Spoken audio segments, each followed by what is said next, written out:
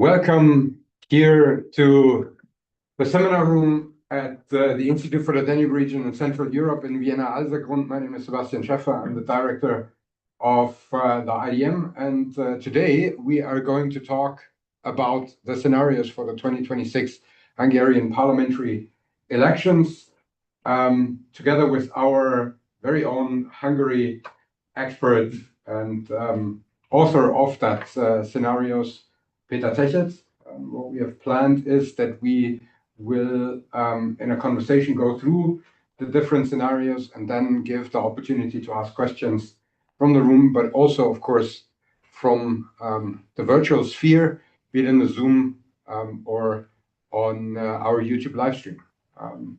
We are very happy that these scenarios have been recognized across our region, and that it has brought us increased media attention, I would say, in the past couple of weeks. I mean, Peter has always been very prominently featured in various outlets, but this increased the frequency, I would say, and we are also very happy that they have been taken up by other outlets where they directly quoted these scenarios. So I think that is something that shows us that this type of exercise is something that we should maybe expand and continue in the future, although we are hoping that maybe each and every election will be dubbed as decisive as it has been named over the past couple of weeks. Maybe a little bit on how we put these scenarios together. The idea started around a year ago when we discussed a scenario where we were wondering what would be the result if the election happens, Viktor Orban loses, but refuses to acknowledge it, and then just shows up at the next European Council and says, like, I'm the elected Prime Minister of Hungary. What can the EU actually do? And then we try to look into what the EU maybe could do. Spoiler, not so much. But then thought about, okay, maybe it's worth expanding in looking what are actual possibilities and not a sort of repeated January 6th storming the Capitol type of scenario. And this is when Peter then gathered a group of experts, and we held a workshop here in this seminar room and talked with experts on the Hungarian constitution, experts on the political system, experts on the electoral system, scenario experts also from the region, and discussed what could be a possibility in these upcoming parliamentary elections. And we gathered in total 6 different scenarios that we are going to talk about in a minute. And we will have the possibility to ask questions after each scenario, because we think it's better to maybe clarify certain points directly after each scenario. But before we start with that, Peter will expand a little bit more about the general situation and the main questions behind those scenarios. So, Peter. Well, thank you very much also for my side. I think it's really important to think about what kind of scenarios can happen in Hungary, and not only for a political reason, but also for legal reason, because we wanted to focus on the legal aspects of the scenarios. So, of course, we can discuss the possibilities, which parties can enter the parliament, whatever, but I think it's more neutral if you're looking what kind of possibilities the government has to block a new government, to block the result of the election, not to recognize the result of the election, and what kind of possibilities the opposition has to counter-attack and even not to recognize the elections. So it's mostly about the legal situation, which mostly Fidesz benefits. And that's why, of course, we can talk about the different parties, but it's mostly about the situation, about the constitutional situation, and as for the legal system. As you know, in Hungary, we will have on 12th April elections, parliamentary elections, and maybe that is the first time since 2010 that there is a chance that a new opposition party called Tisza can win against Viktor Orban. It has also different legal and political reasons why it is the situation now in Hungary. Maybe we can say that also the economical situation is so bad in Hungary that now opposition party has more chances to win against the regime, but at the same time, now the opposition is a completely different one than we had by the previous elections, because now there is only one opposition party, which is more a right-wing conservative party, also member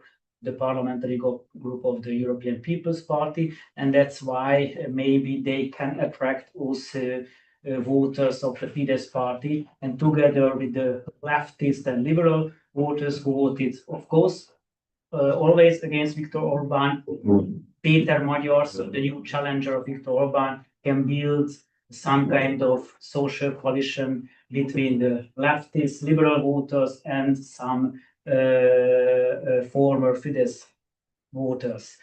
The main question we wanted to look at in this scenarios is whether and under which conditions the losing side would recognize the election outcome. Of course, the government has more possibilities not to recognize the election in a legal term, while the government, while the opposition has more political possibilities to do something against the election outcome.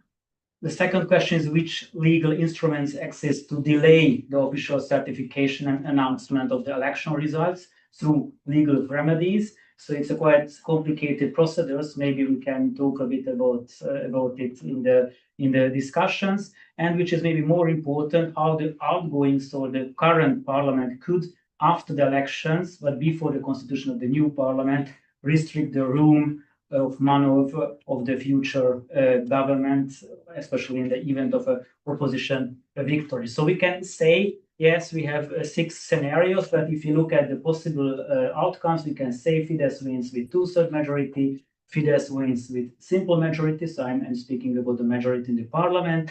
Tisza, so the opposition party, wins with 2/3 majority, and Tisza wins only with a simple majority. And politically saying, for Fidesz, so it's a really asymmetric, completely asymmetric situation, also as for the whole legal system, I will talk about a bit, but also politically, because Fidesz, for Fidesz, I would say 3 scenarios are quite good. Of course, 2/3 majority and simple majority are quite good for Fidesz. With a 2/3 majority, Fidesz can continue with the regime and can also change the constitution. With a simple majority, yes, maybe it would be more difficult to change the constitution, but the whole system is already done, so there is nothing else to change for Fidesz.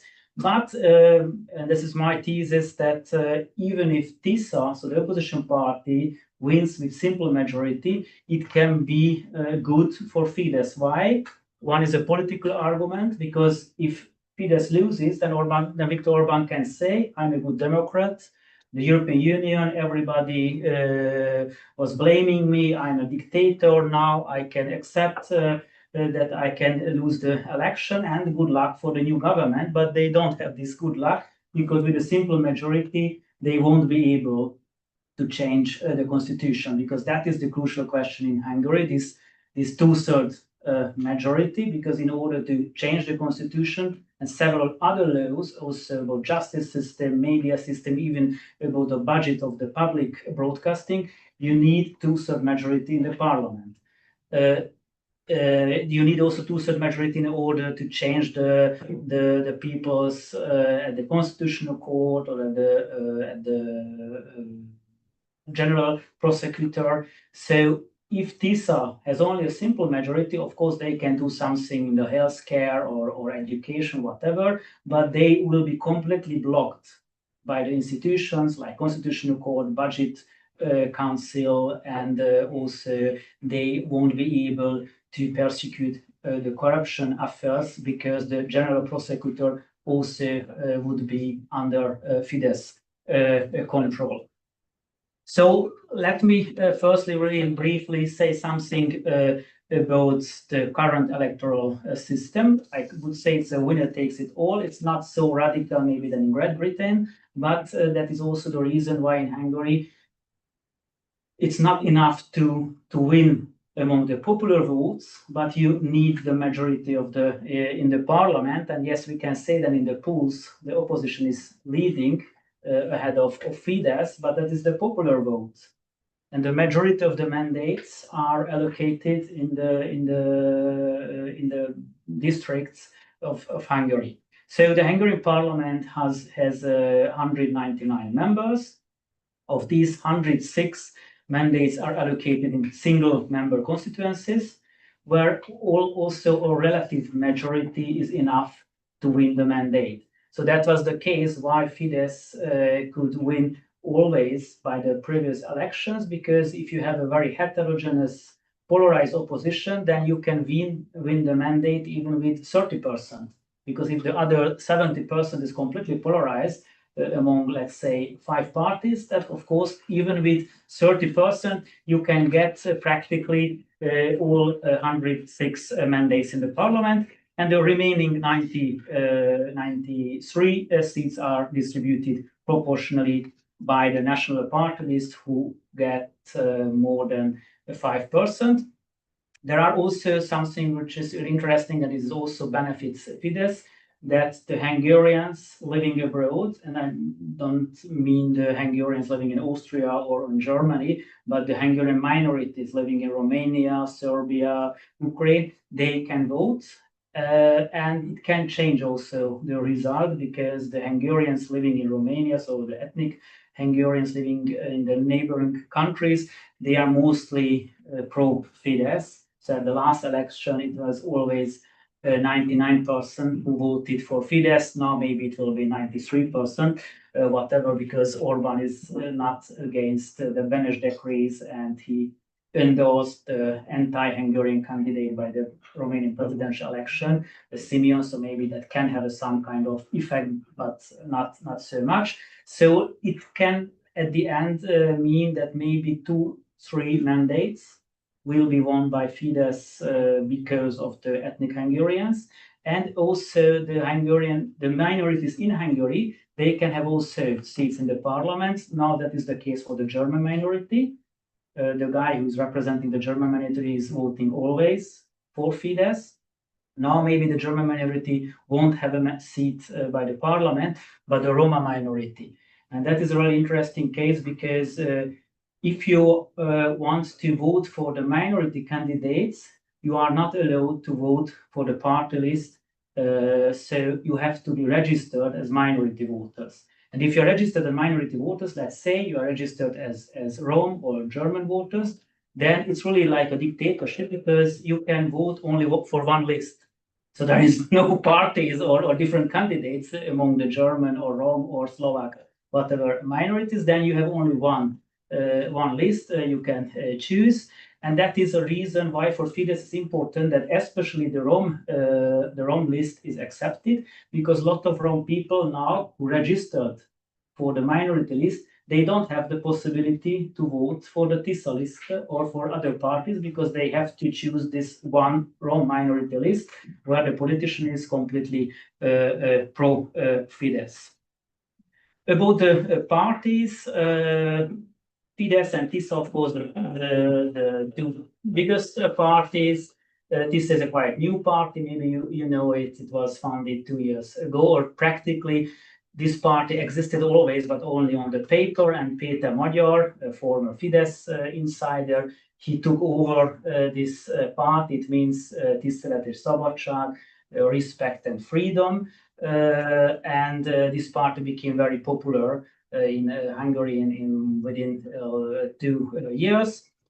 And of course, Fidesz. And there is only maybe one other party who has chance to enter the parliament. That is the right-wing extremist Mi Hazánk, so Our Homeland party. It can be decisive if TISA and Fidesz or both don't have the majority in the parliament. Maybe Mihazán can decide who can govern. There are some parties on the left side, the Democratic Coalition or a satirical party, but they don't have a chance to enter the parliament. So that's why even in our scenarios, we consider TISA and Fidesz maybe a bit also Mihazán. As for the legal regimes, because as Sebastian mentioned, there was always this debate whether the election can happen, because that could be also a possibility that if Orbán seeing I will lose, then maybe it's better to cancel the whole election. Now I can say that even now in Hungary there is some kind of emergency situation. There are 3 levels of emergency situation. Now we have the lowest level. In this lowest level of the emergency situation, the election have to so it's not possible to cancel the election. And even if Orbán would try to introduce other level of the emergency situation, it's not possible to cancel now the election, which is possible. What can happen after the election, because after the election, if he introduces emergency situation, then he can maybe postpone the constitution of the new parliament. But now the situation is following that it's not possible to cancel the election, so there is no possibility of postponing the election.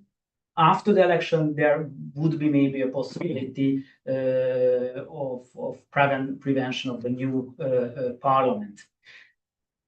Maybe as for the remedies in Hungary, because that is also part of our scenarios. So in Hungary, you can see it. We have different options how to challenge the outcome of the election, and that is also, I think, the most probable thing, that no matter who win the election, there will be a lot of challenges. And at the national, at the regional and the national level, by the election offices, there is only 3 or 5 days to challenge the result, but there is another way, and that can be used by Fidesz, but it will be shown by the scenarios, to postpone the official announcement of the election, because there is the possibility that you can challenge the decision of the National Bureau of the election after the Supreme Court, the Curia, and you can challenge the decision of the Supreme Court before the Constitutional Court. And this last part of the whole remedies system, so between Supreme Court and Constitutional Court, these procedures can be without any end, without any limits, because you can always start with a new procedure by the Supreme Court and then by the Constitutional Court, which would mean that the parliament has to be constituted at least 30 days after the election, but maybe the majority of the mandates will be completely unclear. And that is also a problematic situation with the whole Hungarian constitution, that there is no regulation what should happen if, let's say, the new parliament should be constituted only with 20 members. That can be also a possibility. The new parliament will be constituted only with 20 members, and those 20 members can elect Viktor Orbán to a new prime minister, because this last step in the remedies system between Supreme Court and Constitutional Court can be postponed for years. But I think which is the most important thing, and now we can go to the concrete scenarios, and I think, as you mentioned, you can have always questions about it after the scenarios, because of course it's not it's quite unclear who can win. So, but we can see what kind of possibilities we have if TISA wins, if Fidesz wins, if TISA doesn't want to accept the outcome, or if Fidesz doesn't want to accept the outcome. Of course, because Fidesz is at the power, they have more legal possibilities to challenge the whole outcome, while the opposition has more social political possibilities by organizing demonstration, whatever. So the first one is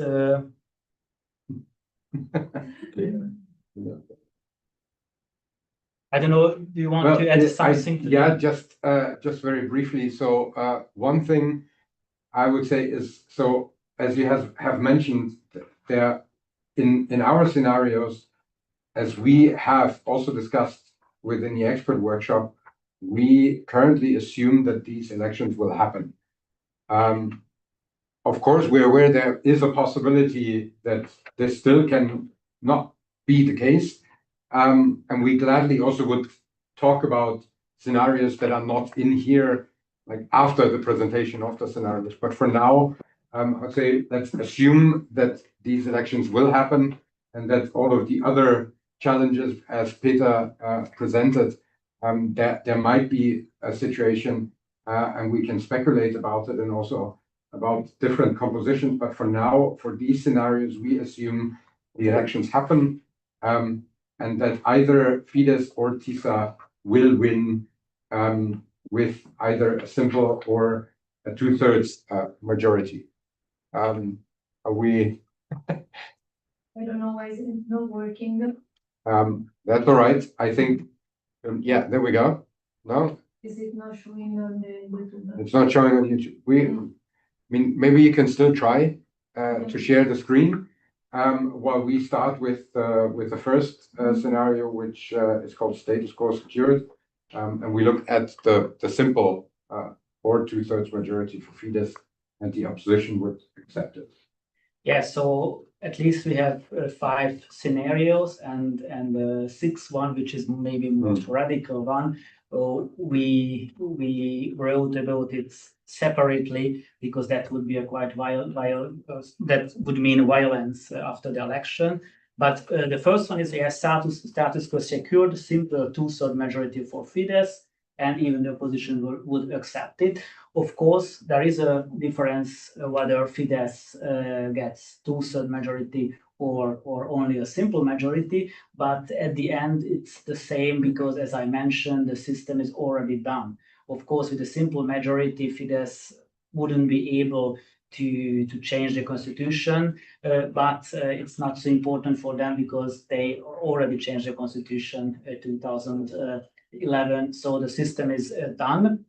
And it would mean at the same time that the opposition would accept the outcome without remedies. I think it's quite the possibility of this scenario is quite low, because even if even if Fidesz wins with 2/3 majority, let's say with a clear majority, I think the opposition wouldn't be able and ready and willing to accept it, not because of the legal situation, but because the people who are voting for the opposition, they really hope for a system of change. And in the polls, the opposition is leading. So if we have at the end a 2/3 majority or a simple majority of Fidesz, I think a lot of people would say we are not able and we are not ready to accept it. It's really low, the possibility, because I think if Fidesz wins with 2/3 majority, a simple majority, the opposition will try to challenge the outcome with the remedies. For the European Union, I don't know what would it mean if everything is the same or almost the same. Well, I mean, ultimately, of course, it would mean that nothing changes from the side of the European Commission with the freezing of the around 10 to 13 billion euros of funds that are frozen. The Article 7 procedure will most likely continue, although it will not be able to be enacted as long as that there is at least one other country that is not agreeing to it, because it requires unanimity, of course, not of the country in question. So it's not that complicated, but complicated enough, because you need unanimity among 26 member states at the moment to actually further enact this year. And with further possibilities to stay in power, I would assume that on a European level, we can also see that the blocking of European acting with regards, for instance, towards Ukraine will continue.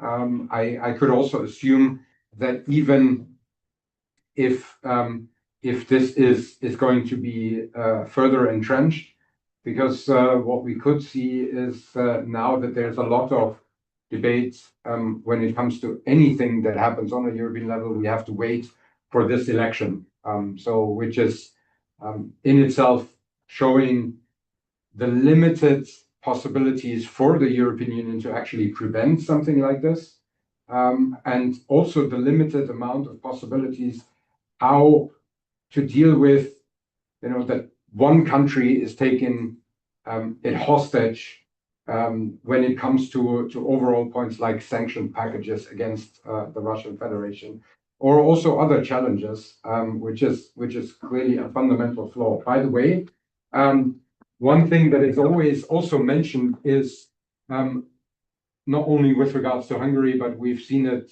with Greece when it was in the euro crisis and others. Why don't we kick them out? There is no legal possibility to kick countries out of the European Union. There was a debate about it, actually, when they were talking about the constitutional treaty, but it's simply not possible. The only possibility is to trigger Article 50, which we know has been done once now by the UK. So you would have to convince more or less a country to actually leave, and there is no other option here. And in this scenario, we assume that the current blockage and situation on a European level would simply continue, regardless if it's a simple majority or two-thirds majority. Because as you said, for the system, it won't mean anything substantially if it continues like that. Yeah, maybe that would be a good opportunity to European Union to reform itself. Yeah. I mean, there's always a possibility to just start completely new, without Hungary. Without Hungary, or I mean, who else doesn't want to do that? That is possible, but it's not possible to kick countries out. Yeah. So the second one is the constraint change. So TISA wins with a simple majority.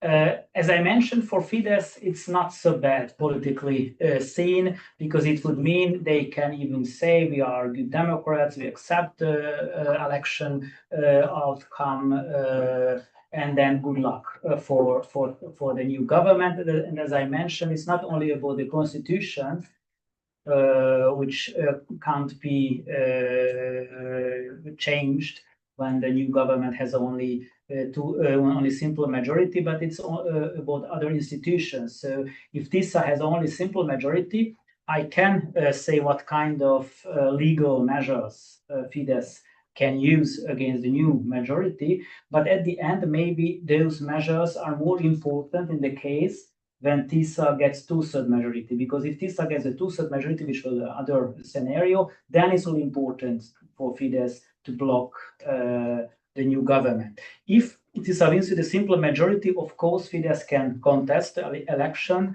result, and they can try to postpone the official certification of the result. As I mentioned, at the last level between the Supreme Court and the Constitutional Court, there is this possibility to postpone the official and final result of the election by never-ending procedures. And while the judiciary in Hungary is still quite autonomous, the Supreme Court and the Constitutional Court, they are under Fidesz control. So it's quite clear that they will be ready to make this game, to make this ping pong between the two highest courts in order to postpone the final result of the election, which would mean that, as I mentioned, 30 days, so the Constitution says 30 days after the election, the new parliament has to be constituted. No matters if the result is final or not. It would mean that, let's say, only in 50 districts, we know the result only in 50 districts, then the new parliament should be constituted with 50 members. Maybe the majority will be from Fidesz. And it's also quite interesting then, if there is no final result, then it means that even the mandates allocated by the party list can be finalized, because if you need all results from the districts in order to know how many mandates the party list can get.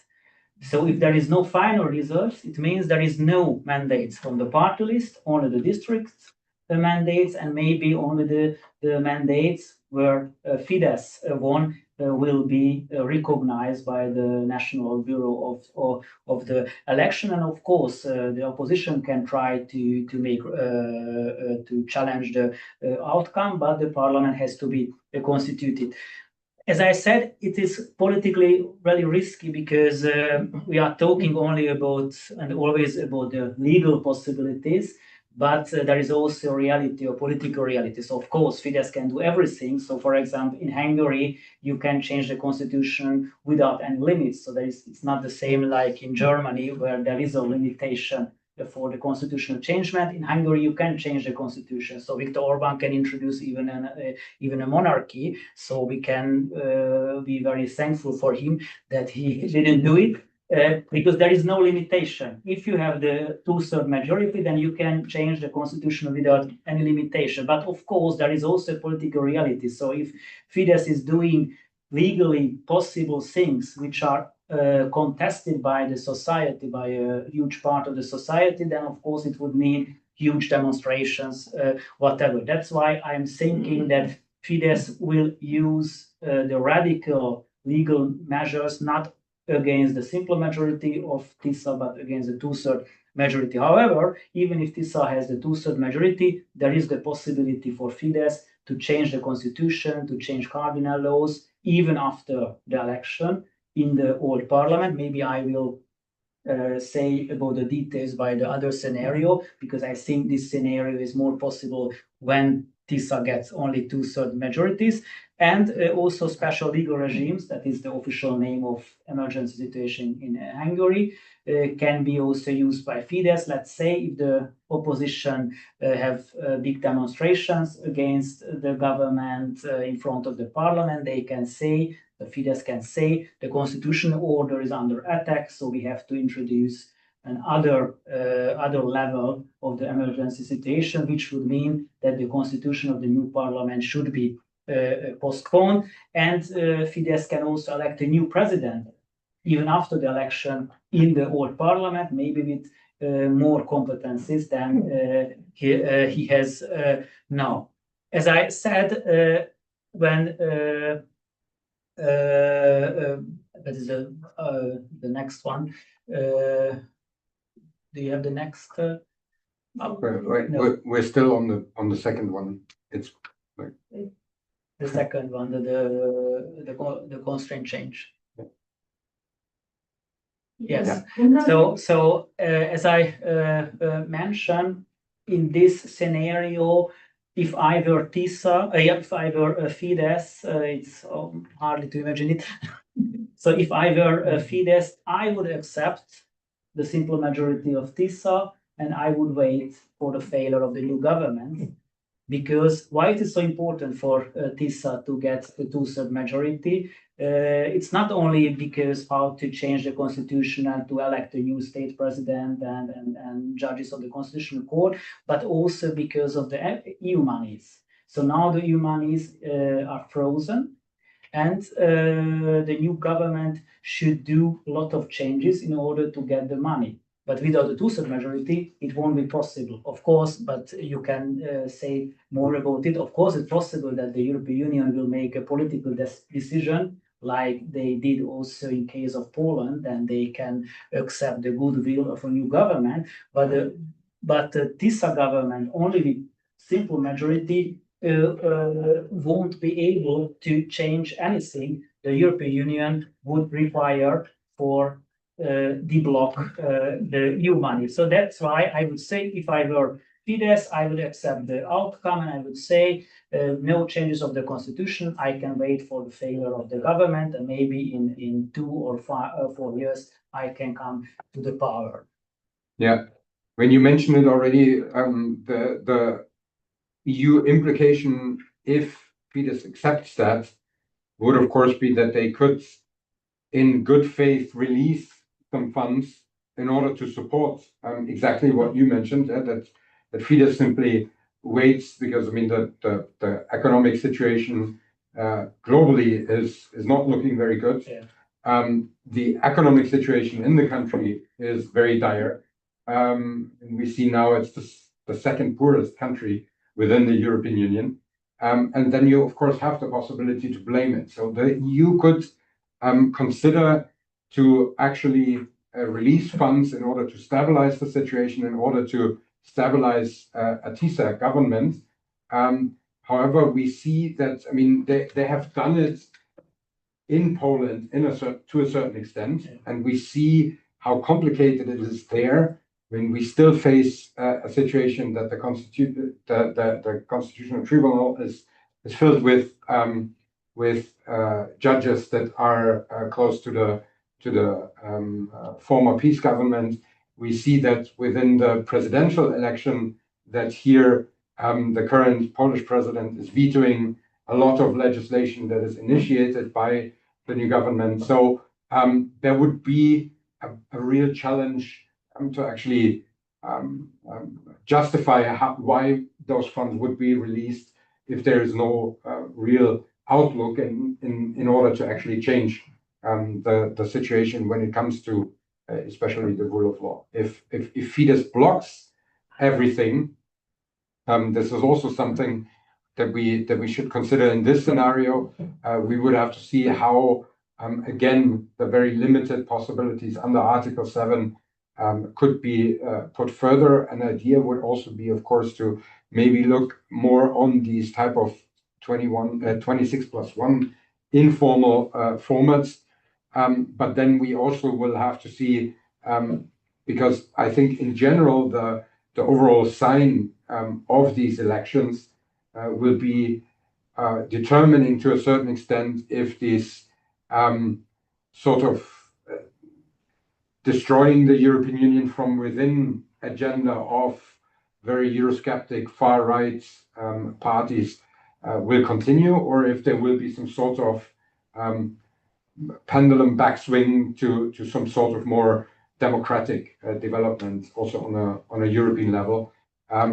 Also, maybe even globally, I think this is one of the main reasons where I would say, why is the current US administration so invested in supporting Viktor Orban? Because the narrative of the vibe shift, where these conservative right-wing parties globally gain momentum, and especially within the European Union gain momentum, would at least get a dent, if that doesn't happen. Yes, for this scenario also. So this scenario would mean that TISA can govern, but as I mentioned, all other institutions remains under control of Fidesz. The role of the state president is not so important in Hungary than in Poland, because the president of the state has it's not so powerful than in Poland, but especially the Constitutional Court is quite important also in Hungary. So the Constitutional Court can cancel every laws made by the new parliament. And there is also other body which is quite important, that is the Budget Council, because the Budget Council with 3 members very close to Fidesz, they have to control every budget. It means that they can reject the first budget of the government, and if they reject the first budget of the government, then the parliament has to be dissolved and new elections. So it means that really a new government with only a simple majority will be completely blocked. Of course, And why it is also important, because when we want to understand the whole illiberal system in Hungary, we have to know that Orban was able to build up the whole system on a legal way. So everything was really legal. I mean, it was not legitimate or whatever, but it was legal. That was also a difference to Poland, where even Kaczynski made illegal acts, and that's why it was more easy, or it was easier for Tusk to change something, or to challenge, for example, the constitutional court, saying that the new constitutional judges were elected in an illegal way. In Hungary, it's not the case. Everything was completely legal. So for Péter Magyar, with a simple majority, there would be two ways. Either he has to accept this situation, which means that maybe after 1 year, the whole parliament should be dissolved because the budget council won't accept the first budget, or he has to try some kind of revolutionary way to challenge the whole system. But it wouldn't be a real rule of law. So then Viktor Orban could blame the European Union. Now we did the Article 7 procedures against this illegal guy, Péter Magyar, who is not accepting the decisions of the Constitutional Court, because there are debates even within the Hungarian legal sciences how to challenge this kind of situation when the government has only a simple majority and they would be completely blocked. And there is, of course, the idea the new government should completely ignore the decisions of the Constitutional Court. Yes, it's possible, but that would mean a completely constitutional and political crisis. So that's why in this constant change would mean that, yes, there is a change only at the level of the government, but all other institutions and also the deep state of Fidesz with the economical power, even with the media power, would remain, because without two-thirds majority, you are not even able to change the public broadcaster in Hungary, which is a completely propaganda broadcaster now in Hungary. Do we have at the moment some questions regarding these first two scenarios? May I? Yeah, sure. In a scenario where TISA has a simple majority, would Péter Magyar be able to go back to the country in 6 months or a year and trigger new elections? Does he have the capacity to do that with only a simple majority in parliament? Yeah, I think that would be maybe the most legal solution how to deblock the situation, because if he's trying to ignore the decision of the Constitutional Court, decision of the president of the state, that would mean a completely constitutional crisis. What he can do, he can say, yes, I have only a simple majority in the parliament. I'm not able to deliver. I can't change the constitution. I can't change the cardinal laws. So we are not able to get the money from the European Union. I need more majority. And that's why that is possible, that the parliament can be dissolved only by a simple majority. That is completely legal. So if TISA has only a simple majority, as I have to say now, if I were Péter Magyar, I would choose this way, dissolving the parliament even before the decision of the budget council, because it's quite sure that the budget council won't accept the first budget, and that would be a completely the end of the whole government story. So Péter Magyar can say, we have only simple majority, I can't deliver anything, so let's vote the people, and maybe he can hope for a huge majority, because maybe the people would say, yes, we need a change, but without also majority, Péter Magyar won't be able to deliver this change. That is a possibility, because the parliament can be dissolved by simple majority, and then the president of the state has really to accept the decision of the parliament. So if I understand correctly, a simple majority for TISA is not enough for basically any real change. It has to be a two-thirds majority in order for Hungary to move anywhere. Yeah, so of course you can change something in the healthcare, in the education, in some issues you can change something, but if you need to change the whole system, and that is the case in Hungary, because it's not only about changing the government but changing the whole system, then you need two-thirds majority. And also, if you want to govern, you need a two-thirds majority, because otherwise all other institutions who remain at power, they will block the government. Okay, so then we continue with the third one, the contested ground, where we assume that there is a simple two-thirds majority for Fidesz, but it's not accepted by the opposition. Yeah, that is more possible than an acceptance of by the opposition. As I said, the opposition is leading in the polls. The people are really, or opposition people are really upset with the war regime. So if Fidesz wins the election, it's quite sure that TISA and also the people who voted for TISA won't be ready to accept the election. Of course, they can use also the legal remedies, but they don't have this possibility with the Supreme Court and the Constitutional Court to postpone the whole outcome, because of course the Supreme Court and the Constitutional Court won't be ready to play the game of the opposition. So of course the opposition can challenge the outcome at the local or at the national level, but it's quite uncertain at the end, and you need to deliver all the proofs, for example, of irregularities within 3 days. So so for legal reason, it's quite difficult. That's why I think in that case, which is possible, that the opposition will organize demonstrations against the outcome, and Fidesz can use the demonstration as a basis why to introduce even a higher level of the emergency situation, which would mean that they can govern with decrees. The constitution of the new parliament can be postponed, and at the end, if it's really hard, then even the opposition party can ban. So in this case, the opposition can use only the measures of political mobilization. Of course, they can challenge the outcome, but it's not the best way for them. So they can use political mobilization, which is a possibility for Fidesz to introduce maybe a higher level of the emergency situation. On a European level, the challenge here will be that you will need to have hard proof that there were actually irregularities. We've seen already in the last elections, they were described as free but not fair. Yes.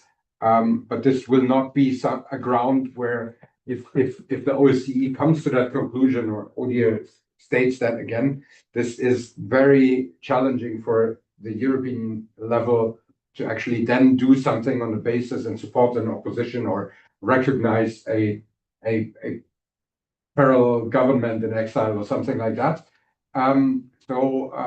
We would have to see how clearly this evaluation is happening.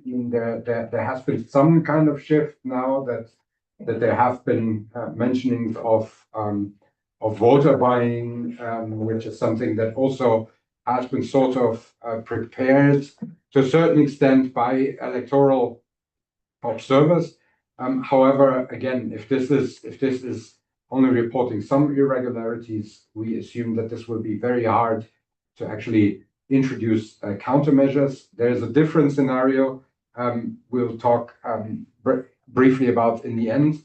If there are demonstrations from the side of TISA against the result, and this is then violently suppressed by Fidesz, that would of course change the overall situation.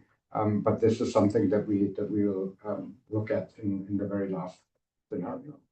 Yes, also for the European level, because that is also the question, as Sebastian mentioned, what is possible that some member countries would recognize maybe Peter Magyar as a winner and Slovakia, Czech Republic, Viktor Orban. That would be a complete disaster for the whole European Union, because that would mean that at the end it wouldn't be clear who should be invited to Brussels. Maybe two prime minister from Hungary can be invited.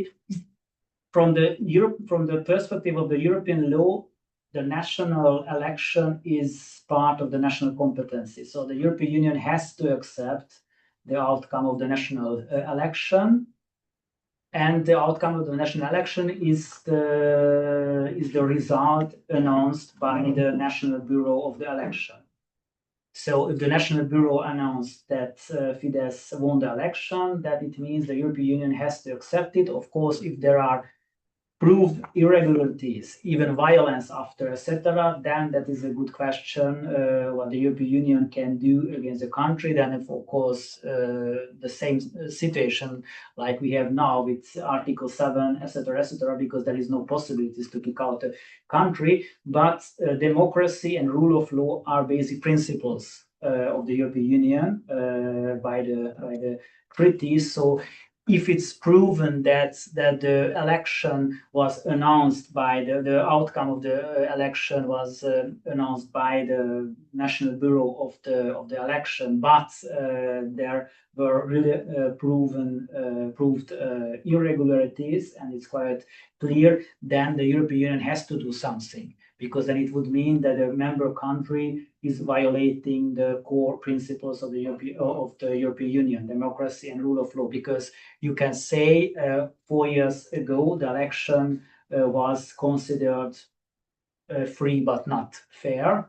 So the OSCE said, yeah, the whole media situation, etc., there is a complete asymmetry between the ruling party and the opposition, which is of course a problem. So that's why we are speaking about illiberal democracy, because that is a democracy where the chances are not equal between government and opposition. But you can say that 4 years ago, or even 8 years ago, or 12 years ago, the election was formally democratic. So of course, you can say that it's not a real democracy when, for example, the opposition is not invited to the public broadcast, or there is no debate between the candidates, or the ruling party, Fidesz, can use also the financial resources of the whole state. So it's really not fair, but the European Union has to accept at the end the outcome announced by the National Bureau of the election if there is no clear proofs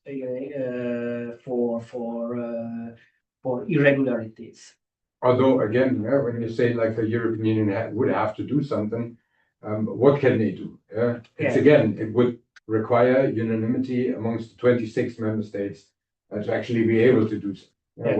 Well, based on the principle as it is stated in Article 7, that if you violate the values, which would refer to that, it's not automatically a given, but it's basically impossible if there are no findings of irregularity. Yeah, and so that is really a problem. That would be a problem for the European Union if you have a member state whose government was elected with irregularities. So at the end, they have to accept and they have to invite Viktor Orban to Brussels. But yes, it would be maybe other good reason to reform the European Union. So the second one, or the next one, the fourth one, is the constitutional crisis. So 2/3 majority for TISA, and as I mentioned, for Fidesz, that is the worst case scenario, because simple majority for TISA, yes, maybe it's a blamage, it's a political blamage, but they can deal with it because the whole constitutional framework, the whole institutional framework would remain the same. If TISA gets 2/3 majority in the parliament, it means that they can change the whole framework at the very first day of the parliament, because as I mentioned, there is no limitation if you want to change the constitution. So even Péter Magyar can introduce absolute monarchy if he wants, but maybe he would like to change the president of the state, change the whole constitutional code, etc., etc. So that is the scenario Fidesz has to avoid. And there are a lot of legal possibilities for Fidesz to avoid it.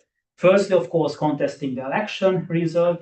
We already spoke about it, how it could work. But which is most important thing in that case, that as I mentioned, the parliament, the old parliament remains in power 30 days after the election. That is not a very anti-democratic thing, because that is the case also in Germany or in Austria. And also the German parliament changed the constitution as they canceled the Schuldenbremse. I don't know what is the break. So they even in Germany, that was the situation that they don't have the constitutional majority in the new parliament, so they changed the constitutional by the old parliament, but after the election. And Viktor Orban can use this possibility even in Hungary, changing the constitution. Let's say they can introduce that, of course, TISA has two-thirds majority, but now we need 80% for constitutional changement.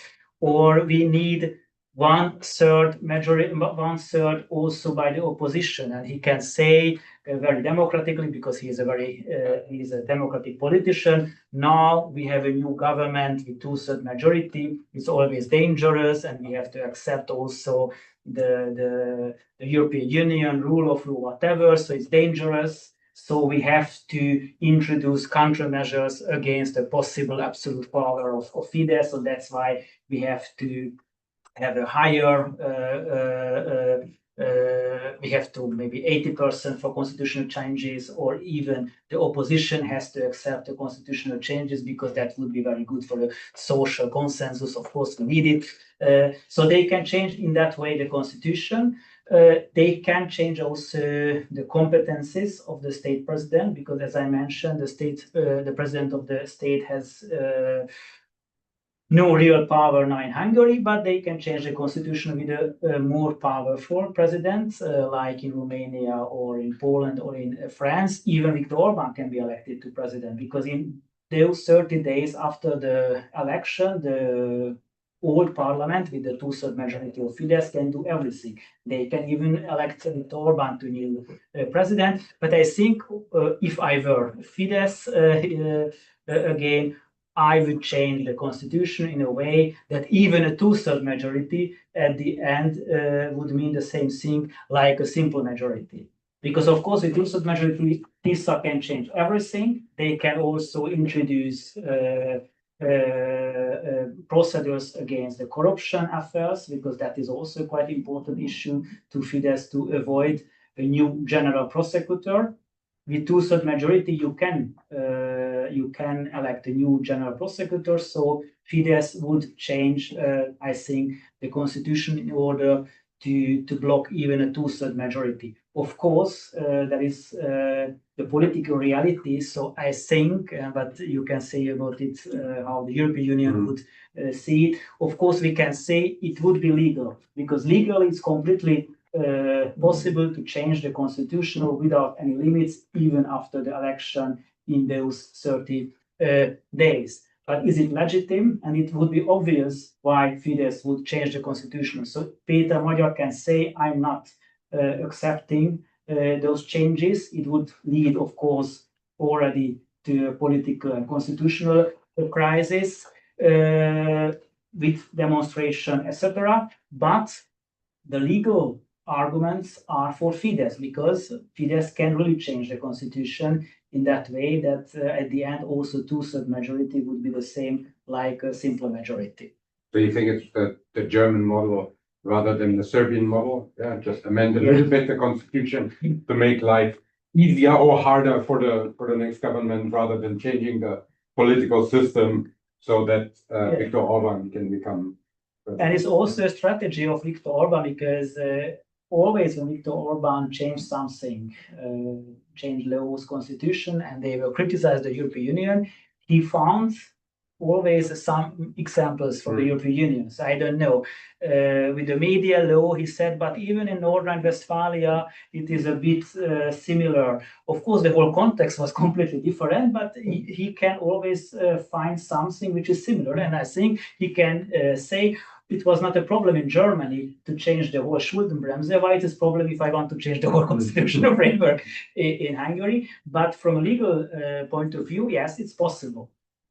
So it would be ironic, of course, if Friedrich Merz now calls this a situation where Tisza wins a 2/3 majority and then Orban can still prevent them from actually changing something. And this is exactly also the case that the limitation on an EU level. I mean, yeah, you can condemn that again and can say, well, this is not something that we have seen before, that a country changes its political system to a certain extent after an election and before a new parliament is actually constituted. However, there is no legal possibility to go against it again.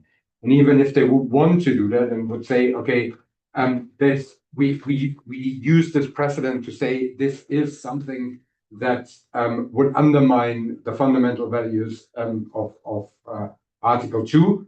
Again, we arrive at the sort of same avenue. We need unanimity among 26 member countries, and then it would be interesting to see, you know, if it's actually if it would actually find something, how Germany would position itself if they are directly challenged. You did the same, and now you vote in the European Council against us. Would be interesting to see what happens there. Yeah, so it would be really a constitutional crisis, because I think in that case, Tisza can really use the argument that it's not legitimate to change the constitution in such a way that the whole political system would be a different one after the election in order to prevent a new government. But at the end, that is politics. So then at the end, the decisive factor will be the political forces of the government, mobilization of demonstration, etc., etc. And that is also important because if the demonstrations will happen after the election, but in those 30 days, Fidesz can introduce again a state of emergency. So that is also the possibility. Then they try to change the constitution.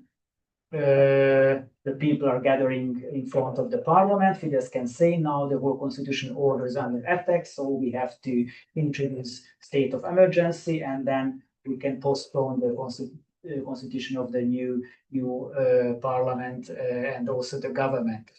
I think the most probable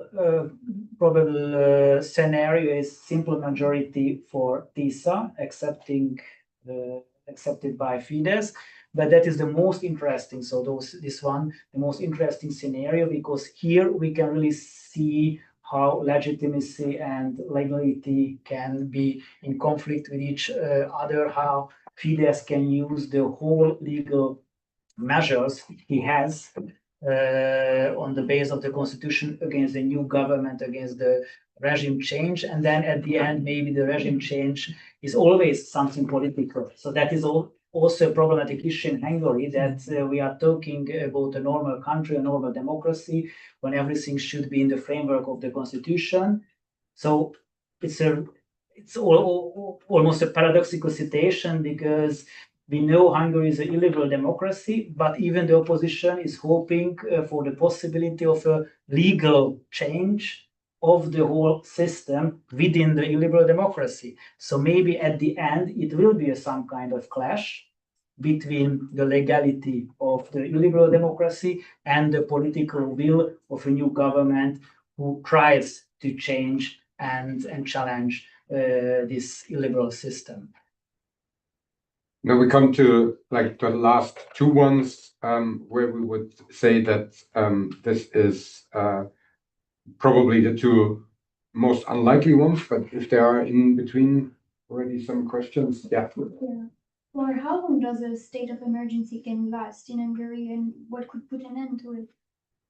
There is no limitation. So in the constitution is written, then when the situation which leads to the state of emergency is over, then the state of emergency is over. But there is no limitation, let's say 30 days, 60 days, whatever. So they can say when the whole constitutional order is under attack, and they will say, yes, the whole constitutional order is under attack, then the state of emergency can be in power even for years. And if there's no state of emergency, but what happens after the 30 days then? But the 30 days The 30 days are is only right after for election. Yeah. the 30 days is for the old parliament. Yeah, So exactly, for the whole parliament, but what's afterwards? The new parliament is not. if the old parliament introduced the state of emergency, then Yeah, it okay, is in then, power. yeah. So So they because have then to it do would that. mean that the new parliament Mm. can't be constituted. Okay. Oh, yeah, then automatically, actually, would yeah. be state of emergency, no? I mean, this state, yeah, no. I just wanted to ask quickly, you think that Fidesz supporters would also support such a state of emergency, or would that drift some groups of the voter base away from the party maybe as well?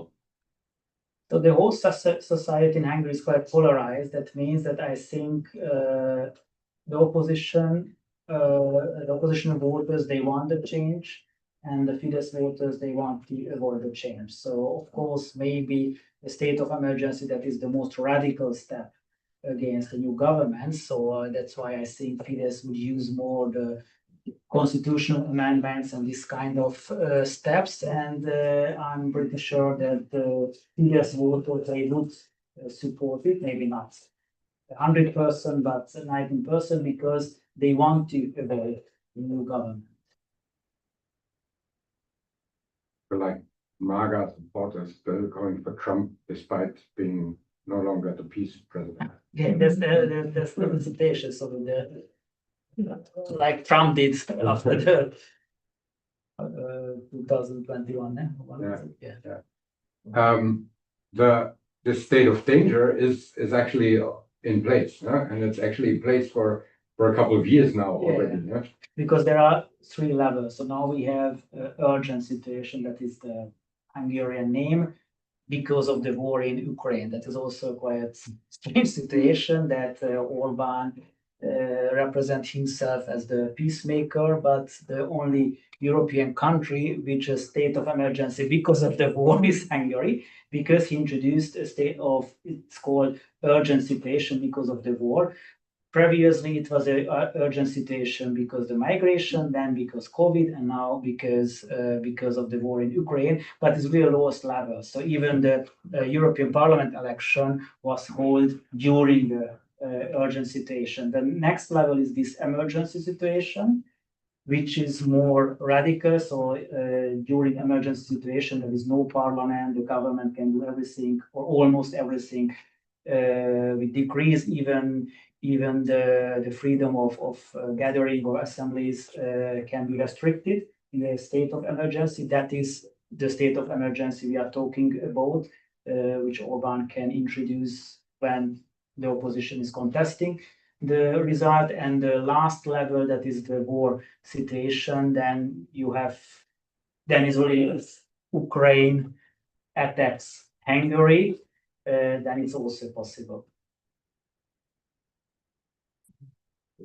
Yeah. I just wonder, there's always talk about Peter Magyar, of course, but what about other important people who could eventually become ministers? Is there anything clear already? Do they have a sort of shadow government, or is everything unclear? So for a exile government involved show. So Peter Magyar, he presented some politicians or even businessmen and possible ministers. For example, for the foreign minister, that is Anita Orbán. She's not familiar with Orbán, with Viktor Orbán. She was also a member of the Fidesz party. She has quite good relations to the Republicans, also with the Heritage Foundation. So that's why it's also not clear where Trump would stay if there is a conflict between Orbán and Magyar. So this Anita Orbán would be the foreign minister under Magyar. István Kapitány, who was a highest manager by Shell, he would become the Minister of Economy. A former state secretary in the Orbán government who left the government 10 years ago, he would become the finance minister. a doctor from London. So he's a Hungarian doctor, but living in the UK. He would become the Minister of Health. And I think an opera singer would become the Minister of Culture. So there are some people Magyar presented as a possible members of the government. I mean, this leads to the, if this happens, maybe under the fifth scenario with the democratic renewal, that we have a two-thirds majority for TISA and Fidesz accepts that. I think, I mean, the overall idea behind it is we don't need to explain much further, because that would mean that all the legal challenges that you presented will not be enacted by Fidesz. But this is also why we consider that to be extremely low. But maybe, we never know what will happen if someone who can sell us a special military situation is not as a war, regardless if he's sitting in one White House or the other. Maybe we find a situation where Fidesz accepts the democratic renewal. And in this case, of course, if that happens, that would also mean on a European level that we would see a peaceful transition and then maybe a more constructive role of Hungary on a European level.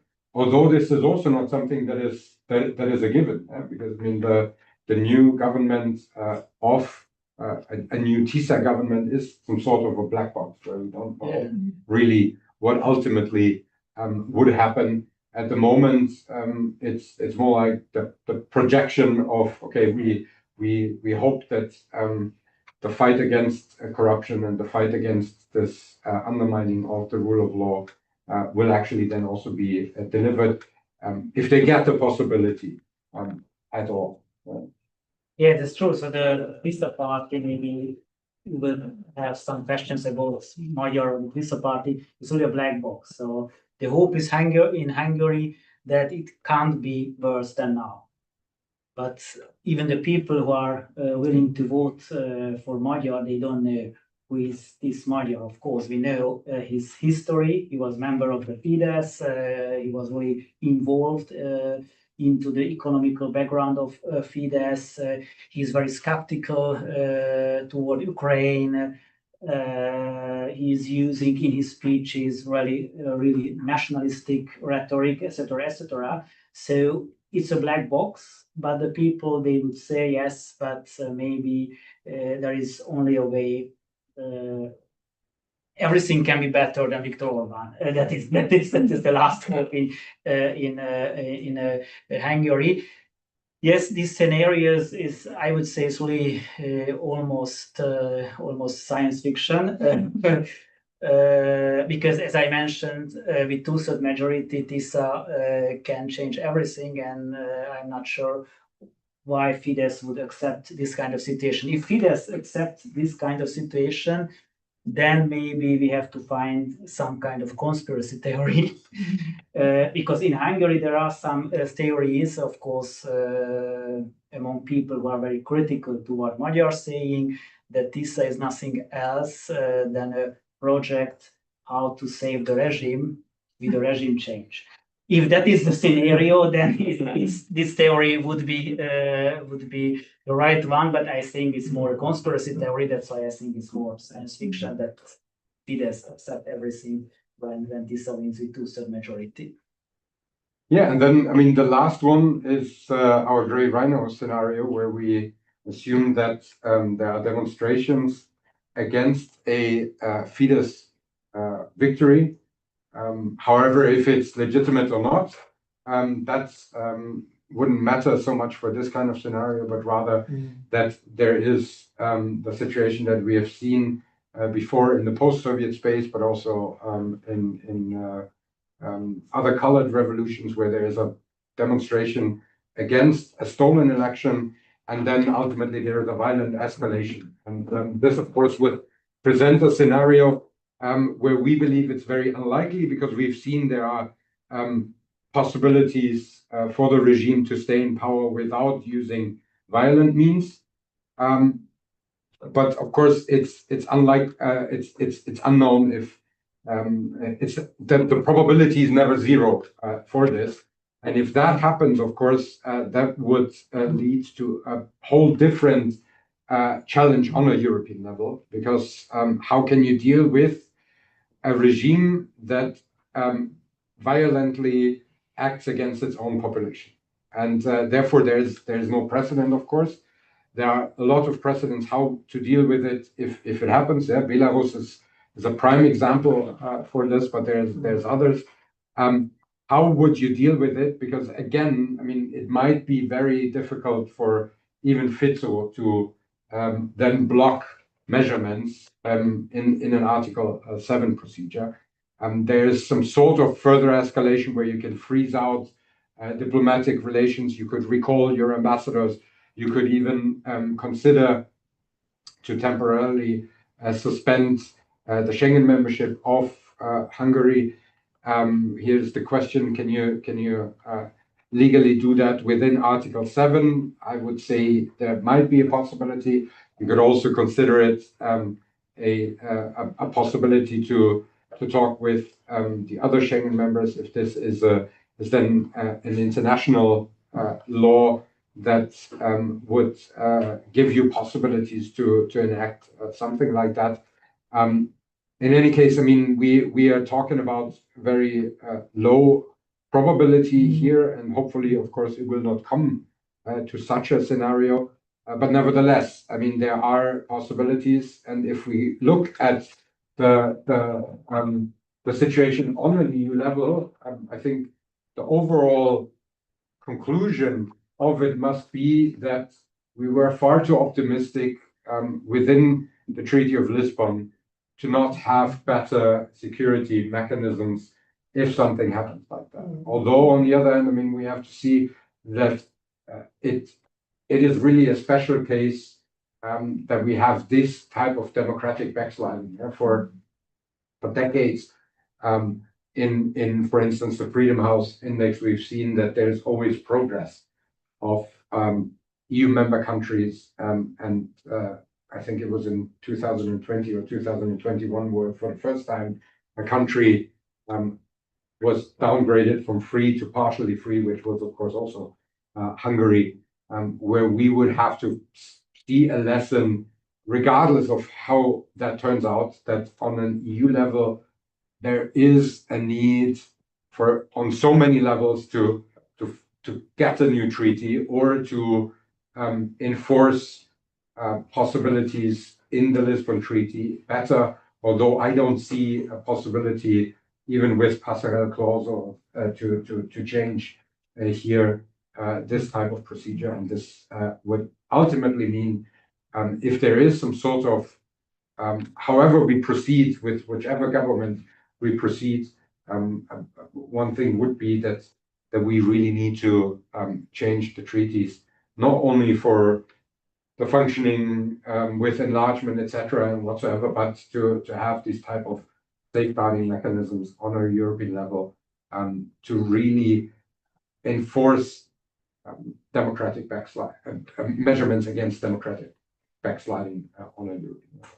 Yes, as for this scenario, yes, it's really not so realistic, this Reno scenario with violent escalation, but we saw that violent escalation can be a possibility in other scenarios, and Fidesz can use it in order to introduce the state of emergency. And Fidesz is talking always about the Hungarian Maidan, so he's accusing the European Union, TISA, of financing on planning Hungarian Maidan. Of course, Maidan is a negative word for Fidesz.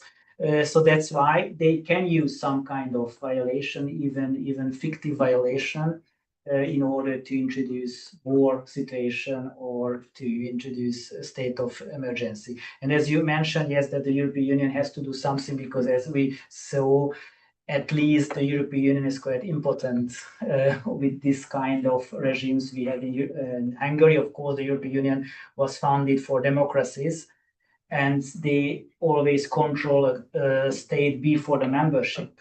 But now we have the strange situation that some countries who are willing to join the European Union are more democratic than a member state, because the control mechanisms within the European Union are quite inefficient to avoid such a situation. That's why, for my side, maybe as last words, but then we have also questions. I think the whole situation with Hungary and Viktor Orban, with those 16 years, maybe it can lead to two positive scenarios. One, that now even the Hungarian society has to see what kind of state they want, and they have to fight for the democracy, because that was the problem after the communism, that in Hungary the situation was completely different than in Poland and Romania. It was not a real revolution. It was more elite compromise between the post-communist and the oppositional elites, and the society was completely outside. For example, the turnout by the first election after the change of the communist system, it was only 60%. So that means that almost 40% of the Hungarian population was not interested that now we have democratic election. And of course, in the 90s, Hungary was more democratic than, let's say, Romania or Slovakia. Hungary seemed to be a good scholar of pupil of democracy. And now that is maybe the task of the Hungarian society to fight for liberal democracy. That's why even oppositional politicians and intellectuals in Hungary says, yes, it's good if the European Union will be reformed and more prepared for such a situation we had in Hungary, but it's up to the Hungarian people to change the situation. So it's at the end, it's really not the European Union who has to change the system in Hungary, but it's up to the Hungarian society. And maybe after 16 years of Orban, there is already a majority who wants liberal democracy. That is the one positive thing. And the other positive thing that, even the European Union has to react on this kind of situation, because of course Hungary is quite special, but in Slovakia we can see also similar situations by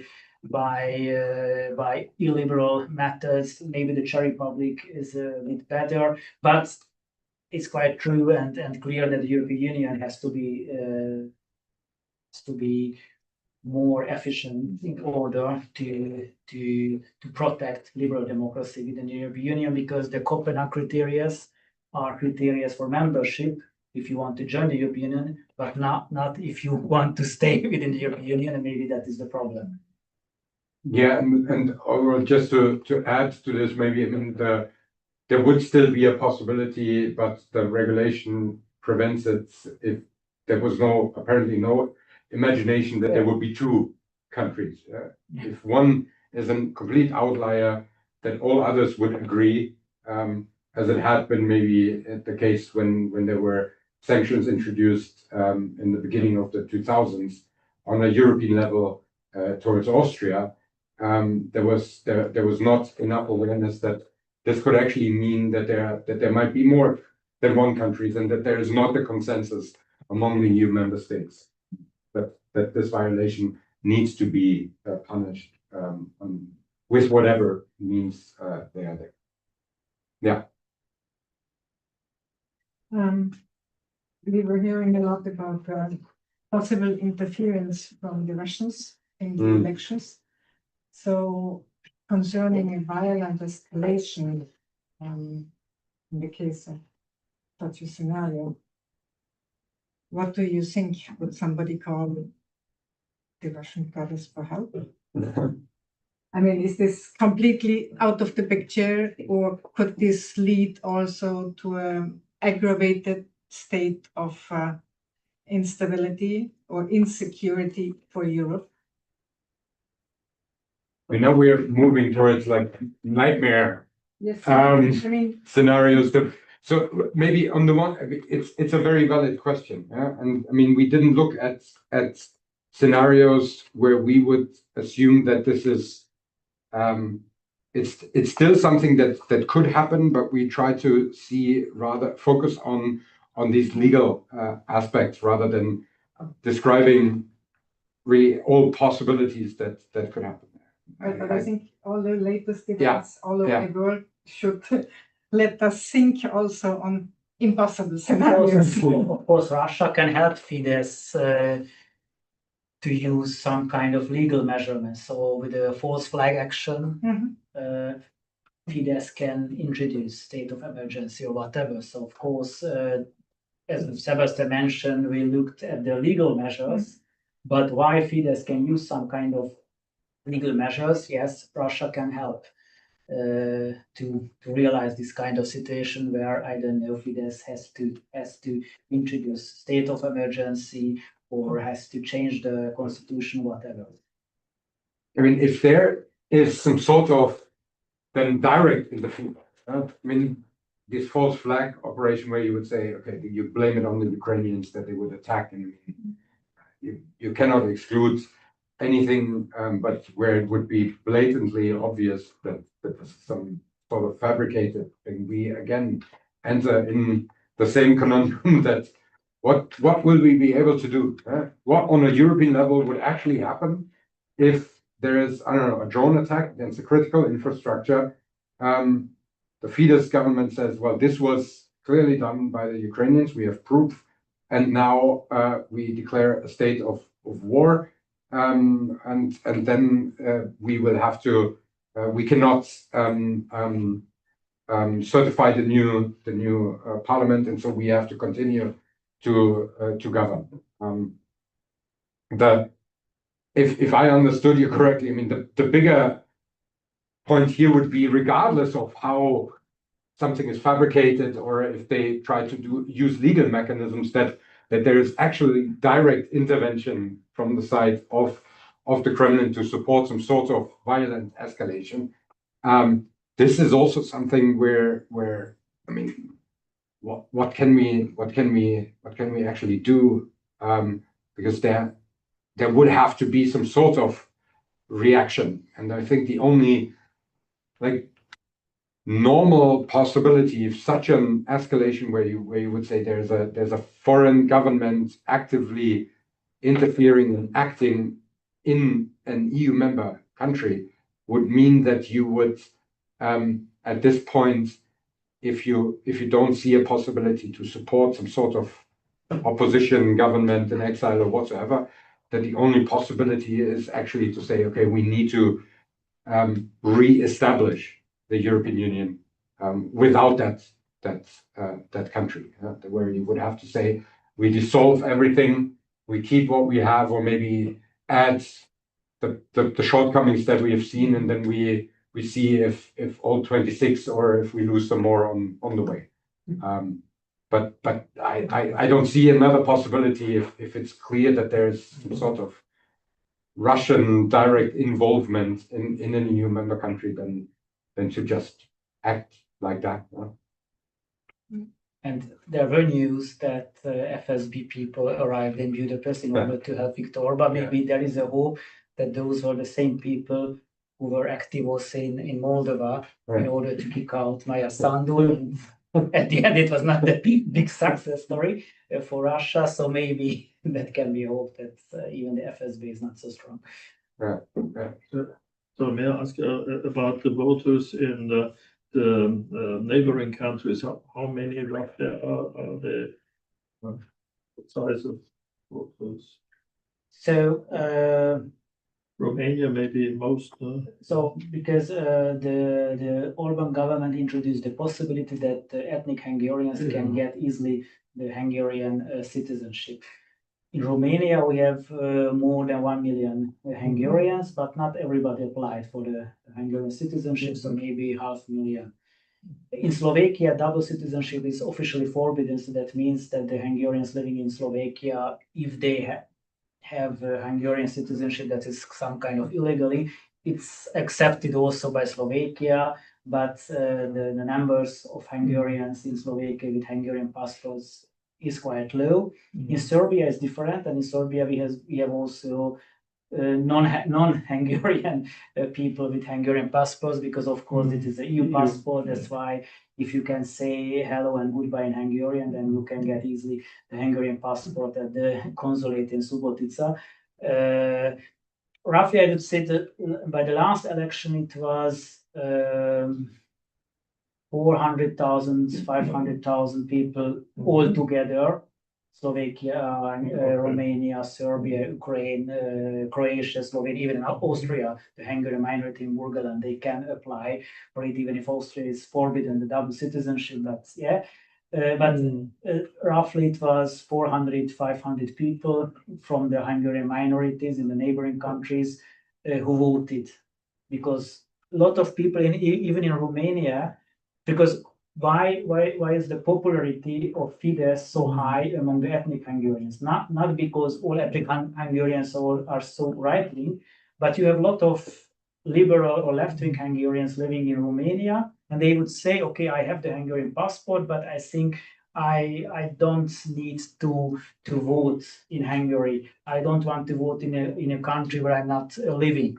So that's why mostly people who has the Hungarian passport and in favor of the Fidesz, they vote, and at the end it can mean 3, 4, 5 mandates in the parliament. But among the people in the ethnic Hungarians who are voting, Fidesz is very popular. So, but the last election it was 98, 99% really. Now maybe it will be 95%. That means the vote. And also for the irregularities, because that is a quite interesting thing how they can vote, because the Hungarian minorities in Romania, Slovakia, Serbia, etc., they have the right to vote by letter. So a Hungarian living in Vienna has no right to vote by letter. He or she has to go to the embassy or back to Hungary. Hungarians living in Cluj or Subotica, whatever, they can vote by letters. And who is counting the letters? The minority parties. So RMDS, UDMR in Romania, etc. And they are parties with close ties to Fidesz.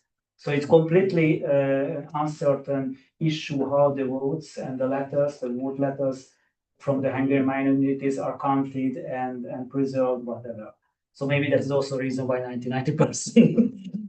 But they are added to the overall number then? Yeah, they don't have separate mandates? No, they don't have that. That's why it's quite, it's not so easy to say, because, you can say if they have, I don't know, if Fidesz has 300,000 extra votes, then it means maybe 3, 4, 5 mandates, but they don't have extra mandates, because the minorities in Hungary, like the Roma minority or German minority, they have those extra mandates. Michael. Can you see any circumstances under which you can imagine the Austrian government not to accept the new Hungarian government and recognize it? Maybe if they want to take back Burgenland. It's like the case of violence on streets or something like this in a creative way, where they at least are hesitant. But I don't know what you think. I think it's the same situation. Like I think the European Union and the European member countries, maybe except Slovakia, they will try to find a common strategy. If there are proven regularities, that I think they will try to do a common strategy. So if only Vienna is trying to do something against the Orban government, it will be also problematic for the European Union, because that would mean that there is other polarization within the European Union. But I think violence, yes. If there is proven irregularities and the bodies are not doing anything against it. Yeah, sure, but I would like there is a difference between Sweden and Finland having a very value-oriented behavior in such things, and then a close neighbor who has a lot of problems when there is something with Hungary. So, what do you think? I can't see on a diplomatic level that if there is not as Peter described, if there's violence, I think you can't accept that. Because I mean that would set a precedent where we would have to see I mean I can't imagine to have a European Council in, when is it next, should be June somewhere, where you then happily have a family picture with someone who just murdered his own population. Because I mean then we can pack it up in total. I mean, so, and there I don't see that there would be a situation that there are where other EU member countries would not follow anyway. So that it would not be only Austria would have to react to that. I also would see that there might be a coordinated approach, because there is a need to do something then, as I said, and the only possibility would actually be to do a new founding. If there are these irregularities, and I could see, I mean, well, we could spin it further, we could think it further in a way that where you would say it's contested, but it's not clear, and then there would also be tried some influence from the side of maybe the Kremlin or the White House to exert some pressure on certain EU member countries to say you have to recognize that you cannot challenge the electoral outcome. You have to accept Viktor Orban. There was a regular election. This is how it is, and that's then a different scenario where I would see, okay, there might be some EU member countries that would maybe give in to this. I don't think that Austria would be one of them, but if there is this rift between EU member countries, how to deal with that situation, then we cannot immediately pack it up. But yeah, it also doesn't make sense to then maybe continue much further to try to work together on a European level in this point. So it's becoming quite dire if we think about that, but it's probably a reality. When it comes to this, I mean, again, we don't see that this will happen, but well, stranger things have happened, maybe even. So we can't exclude it.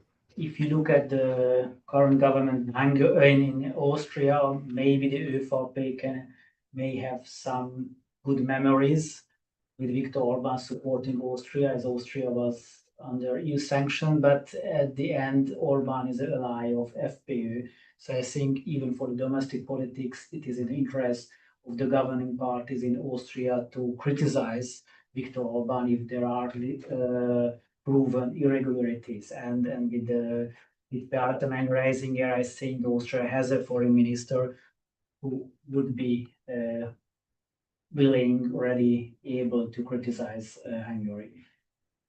I mean, even from the side of the ÖVP, the ties to PiSA within the party family would mean, like, if there is something against a party family member, that the natural thing would be to say, come on, Because Viktor Orban is now other people. So as Viktor Orban was part of the European People's Party, yes, he could count on the support of CDU, ÖVP, whatever. But now Viktor Orban is part of a completely other political family. So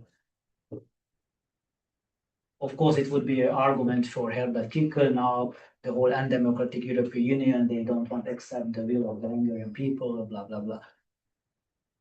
Are there, go ahead now. No, that's fine. Are there enough, Yeah. are there enough urban educated legislative voters who think that Orban and Magyar are two sides of the same coin to actually influence the outcome by either staying home or voting for a third party instead? I think the liberal and left wing voters, they will vote for Peter Magyar. So There are two other parties who are on the left or liberal side, the Democratic Coalition, which is more a left liberal party, and there is also a satirical party, and they are trying to address those people who are quite critical, with Magyar saying that Magyar is also a Fidesz guy.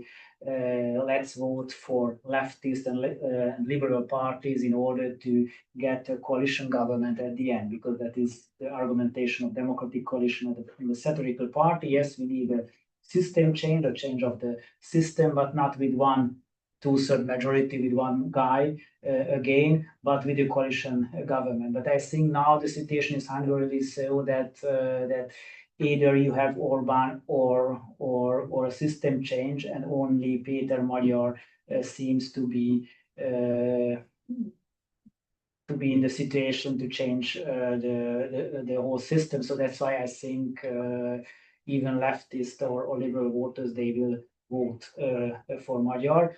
As for their importance, they are mostly living in Budapest or in bigger cities, and as for the electoral system, Budapest has practically no importance. So Budapest has almost 2 million population in a country with less than 10 million people, and from all the 106 mandates which are allocated by the districts, Budapest has only 16. So practically Budapest has no importance even for Magyar. And Magyar knows, of course, the leftist and the liberal intellectuals, they will vote for me because there is no other alternative. So even Magyar is trying to address people at the countryside, trying to attract conservative voters by using nationalistic rhetoric, by not speaking about Ukraine or minority rights, because Magyar knows, yes, the leftist liberals, they will vote for me, so I don't need to do anything.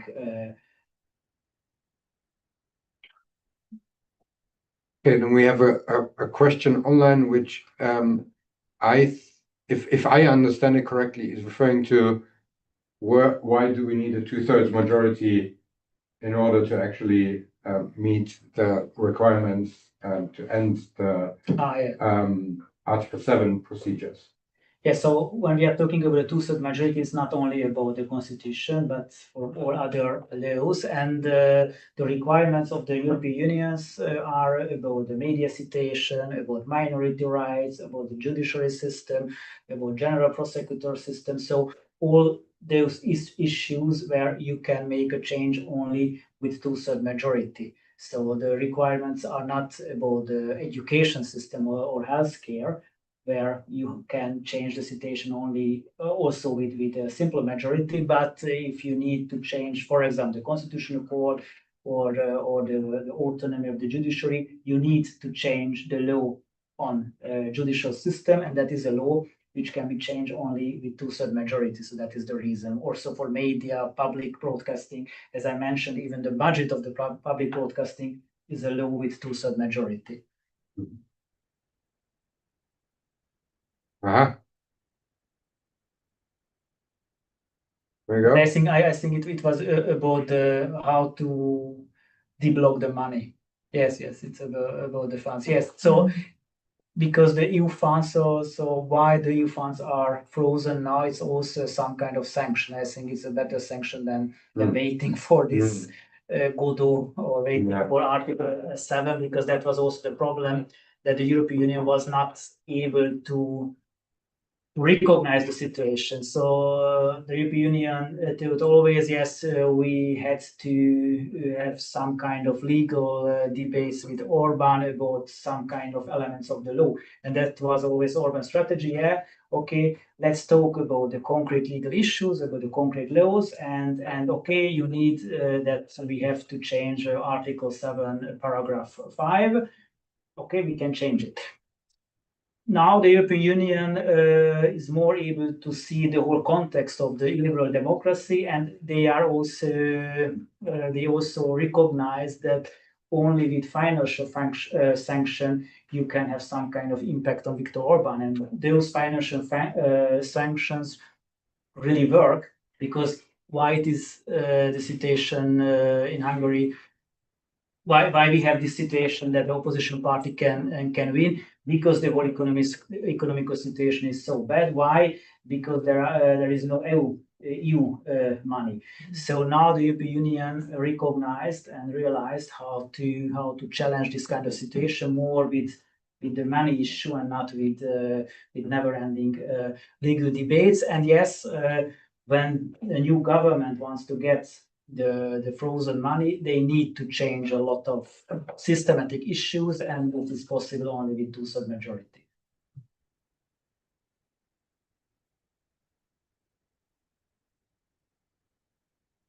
All right.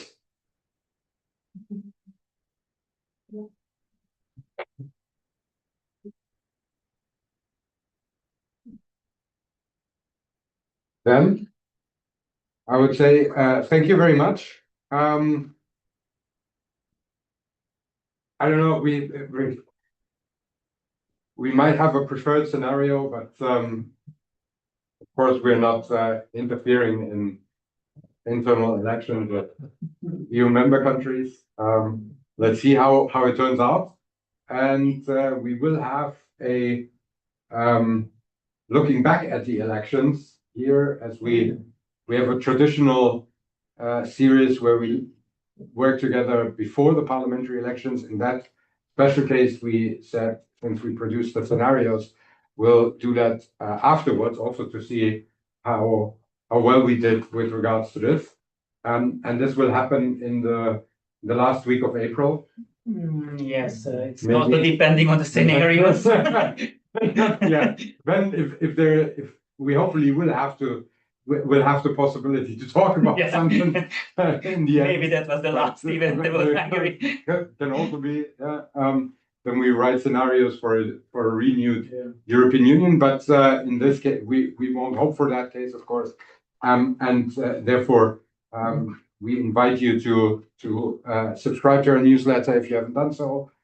Check our social media at IDM Vienna to stay up to date, and then it's not the last days of April, which was a wonderful band, but the last week of April that we hopefully will discuss this. But there's also other countries in our region that we are dealing with that we will be looking at, because the next election event is actually not on Hungary, but it's on Bulgaria on the 15th of April, where we will look for the 8th time in 3 or 4 years how the Bulgarian parliamentary elections will go.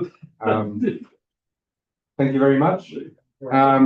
And have a good rest. And you can upload it also from our website, the scenario. Yeah, it's the scenarios. I mean, come by at Hahngasse and get them if you haven't, like the people in the room. But they're also available on our website, of course, idm.at, available for download. Thank you very much. Until next time.